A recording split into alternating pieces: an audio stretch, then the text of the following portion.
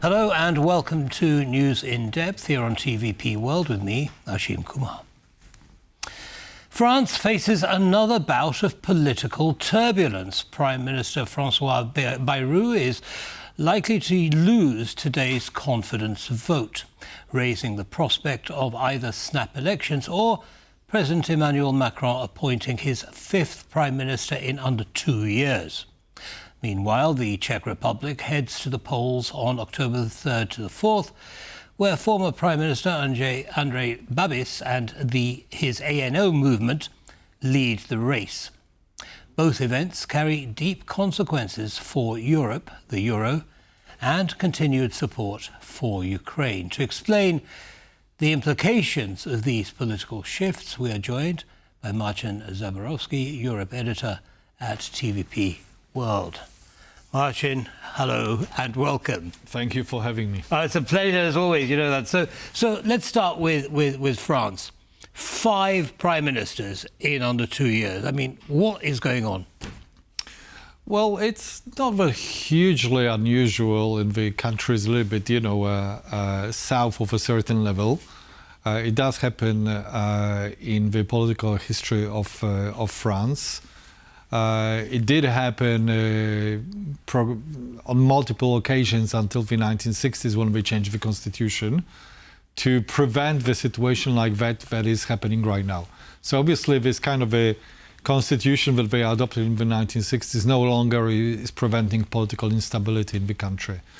Right, okay. So, I mean, I say 5. I mean, we're not sure, absolutely sure at the moment that François Bayrou is going to lose his vote of confidence. But it is very likely. But it is very likely. What brought it about? Well, there is an objective reason and there is a subjective one, yeah? The objective one being that François Bayrou knew that he was not going to have his budget passed. Yeah? So before being embarrassed and being voted out, he called for a vote of confidence and he's saying, this is a kind of a state of the public finances that we have. We need these very deep cuts. We need to start saving. We need some austerity in order to have a healthier economy, so to speak. Yeah? And so he himself is saying, I chose that. I submitted myself to your vote, and let's see which one of you is responsible, which one is not. Yeah? Okay, but I mean, it sounds like a fairly reasonable thing to do. I mean, they have a huge deficit, GDP deficit. Huge. It's a huge one. And hence the budget cuts. So whoever takes his place is likely to want to do the same. Are we going to see this all over again? Well, I don't know if we're going to see his successors to take this kind of a fiscally conservative and fiscally responsible position. In France, it's never been popular. As Bayrou said in his speech, France has been in debt, hasn't had a balanced budget for 51 years. So over half a century, the country never had a balanced budget. Yeah? The current budget deficit is over 100 billion euro, so it's a huge one. It's around 6% of the GDP. The pensions themselves are costing about 440 billion euro per year, and in 10 years' time there will be €500 billion, according to Bayrou's estimates, which he submitted to the parliament. So that system is unsustainable. Now the question is whether there is an appetite in the country to do anything about it, because I'm not sure we are any longer in the age when politicians think in terms of what's going to happen in 10 years' time. Bayrou is like that. But other politicians are thinking, how many more months am I staying here? And, what can I, in these few months, what can I do? How to make myself more popular? So what people want to hear. Short-term thinking. But it's precarious, isn't it, for a country like France, the second biggest economy in Europe, to have that sort of thinking, especially economically, because, of course, there's a ripple effect across the continent and internationally, isn't there? Yeah. Well, the thing is, it's not only France's problem. almost all of us, all of the EU member states, have bloated budget deficits, including this country, by the way.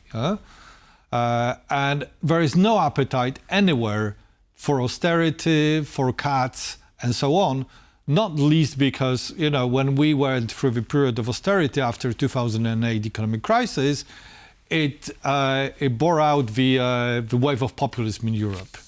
So now anybody who's in government is just really scared, that if we're gonna introduce some fiscal responsible measures, then populism will win, democracy will go out of the window. Okay, so moving on a little now, what are Macron's options here? If Bayrou does not win this confidence vote, what happens next? Well, this is France, and according to the constitution that we mentioned, the French president is like a king. So the fact that the government does not have a majority, that's okay. It works in France, He just changes the government, He does not have to call for a new election. He does not have to do that. Right. He can just appoint another minority government, another person who would want to take this risk of managing this unsustainable system. And that's what happened with his predecessor, by the way, with Bayrou's predecessor. But then what happens? I mean, again, we talk about sustainability. How long can a minority government actually exist without some kind of destabilizing impact? Well, I'm not exactly sure about the terms of the French constitution on this issue, but I think that if the budget is not being passed for a certain period of time, then perhaps a president will be forced to actually call for a new election. Okay. So it's about the budget. Really. Right. In terms of France's role in the European Union, impact on that, if any? Well, there will be some impact. But I mean, everybody knows that the French government is weak. They have been weak for a long time. And at the same time, they have a very strong president because Constitution allows for that. And everybody talks to the president. As for the prime ministers, I mean, I bet that a lot of people learned today that Bayrou has actually been the prime minister. They didn't know about it before. We usually don't know who is the French prime minister. We don't know who is the French foreign minister. They're not usually in the public eye. We know about Macron. Yeah. What about economically in terms of the euro? Impact on that? Yes, there might be a significant impact on the euro. We had some discussion on the matter today.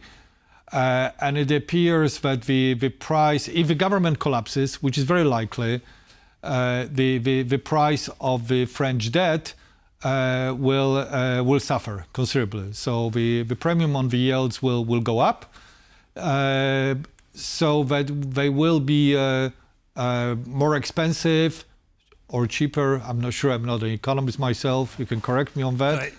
Yep. So that it will be more profitable for the markets to buy Italian debts than French debts. Okay, so French debt's going to be more expensive than... Actually, markets will be assuming that Italy, which has been called the sick man of Europe, would be considered a healthier economy than the French economy. France, which is saying quite something. I'd like to move on to the Czech Republic. We don't have much time left. October 3rd and 4th, parliamentary election. Why is it happening? Is this normal? And what are the possible outcomes? That's normal. I mean, this is not an early election. It's scheduled every 4 years. So it's all according to the constitution and the schedule. Nothing unusual happened here, as opposed to the French case. According to the opinion polls, the current opposition, headed by the former Prime Minister Andrej Babiš, has got the best chance to win this election. And perhaps form a coalition with another one of the populist and right-wing forces. Right, okay, so I'll come to the coalition in just a second. What is it that makes Babiš so popular? I mean, he was voted out, presumably. He didn't win after he was Prime Minister first time around. What has made him popular again? Well, I think it's been the economic situation in the country for the last 3 years. I think that Czechia is the only country in the Visegrad group, so of the neighboring, Central European nations like Czechia, Slovakia, Poland, Hungary, where it still has not returned to the same level of GDP than it had before the pandemic. Right. So the economic growth has been sluggish. There have been a lot of considerable budget cuts because this government is quite fiscally responsible, by the way. And they've been pursuing a number of reforms which will pay off in a number of years, but they are not paying off to government's popularity today. Right. Okay. So Babiš is coming along promising what? Is he promising to open up the purse strings? He is promising everything to anyone, really. He's promising lower taxes and more social spending, additional pensions, additional benefits, stopping the war in Ukraine. He's promising lots of different things for anybody who wants to hear that. Tell me more about stopping the war in Ukraine. What are his plans on that front? Well, he basically wants to join forces with Viktor Orban and Mr. Fico, Robert Fico, in becoming what they call anti-war faction, meaning becoming leaders which are siding rather than Russia with Ukraine. What that would mean in the Czech-specific case. And here we have to remind everybody that the current Czech government, headed by the Prime Minister Fiala, has been a very strong supporter of Ukraine. And the Czech Republic has been instrumental in arranging a scheme whereby Ukraine was provided with ammunition at a very crucial time. Right. And the opposition leader is saying, I will stop all of it. There will be no more weapons coming from this country to aid Ukraine. There will be no more support going to Ukraine, because if Ukraine is disarmed, then there will be peace. Okay, so we have a short soundbite that I'd like to share with you and the audience, and I'll get your take on it. He's a harsh critic of the current state of European Union. He is a supporter of, let's say, more to return more competence to the national state. And as you said at the beginning, he's not a big fan of supporting Ukraine. He already announced that if he becomes a prime minister, his party will build a new government, that the Czech Republic will stop sending weapons to Ukraine. They will stop the Czech munition initiative. So in this way, he might behave something like Robert Fico, who also doesn't support Ukraine, is very critical against Ukraine, also against European Union. But in the end, he is not so pro-Russian in the way that he would collaborate with the regime. So that was Filip Narad of Globsec. He was saying pretty much what you were saying just before that came on. The ammunition supplies to Ukraine are going to stop. But he doesn't see Babiš actually getting close to Putin. No, I mean, I don't think that Andrej Babiš is as radical as Viktor Orban or Robert Fico. He's a businessman, Andrej Babiš, that is. So he's an opportunist. So he's offering to the people what think may get him through to win the election, but he does not really commit to be 100% Orbanite, right. Because it may not pay off. Maybe risks will be too big. So he will be balancing, I believe. Yeah. So I mean, what is it that makes him so attractive to the Czech electorate? Well, it's the same story as in almost any other country in Europe, and especially in Central Europe, where you have fiscally responsible elite, pro-European elite, which is popular in big cities, but not in the countryside. Yeah? The countryside is, and the provinces are kind of, addicted to believing that the state should help us out, but the state should not abandon us. Babiš is telling them exactly this. He's telling them, look, I will be those who are poor in the countryside. I will offer you additional pension, additional social benefit, additional whatever you need. Right. And he's truly popular there. But what's the general opinion of the electorate when it comes to Ukraine and the Czech Republic's standing within the European Union? Well, the Ukrainian factor becoming an electoral issue is also the case anywhere in Central Europe right now. We see that this after the period of strong support for Ukraine, the general public is growing weary of continuing support for Ukraine. They want that to be ended. But lots of conspiracy theories. Lots of people believe, even in this country, that social benefits which are going to the Ukrainians are the benefits which the citizens of these countries are being deprived of. And actually, Andrej Babiš is telling people exactly this. He's telling people that the benefits that the Ukrainians are picking up, you don't have access to.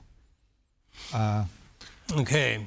Now, in the last few minutes that we have left, there is talk that Babiš is also promising a Czech exit from the European Union.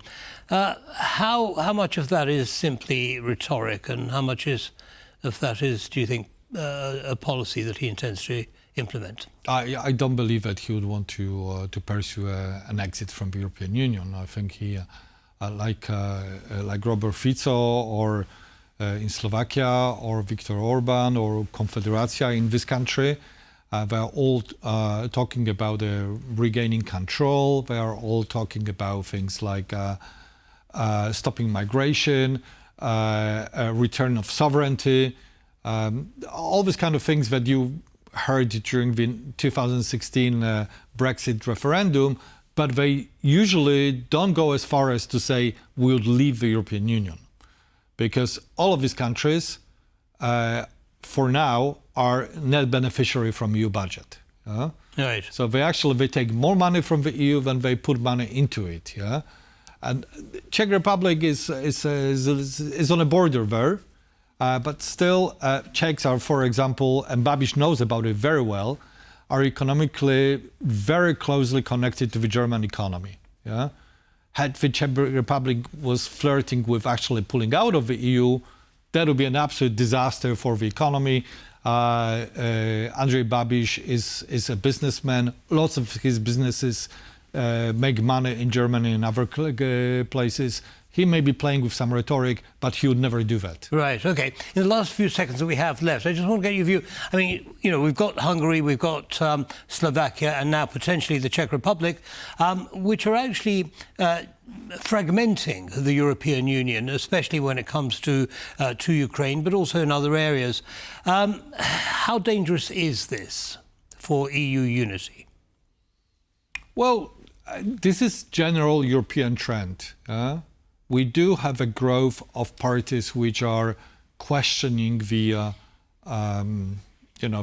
utility of the European Union, that are questioning European integration. Very few people, and I think a diminishing number of people, are enthusiastic about European integration. So we basically need some kind of a revitalization of the European spirit, so to speak. And some, serious answers from the mainstream parties to this growing wave of populism. Absolutely. Marcin Zaborowski, thank you very much for sharing your analysis with our audience. Thank you. And that brings us to the end of this episode of News in Depth. Don't go away, though, lots more coming up. Goodbye.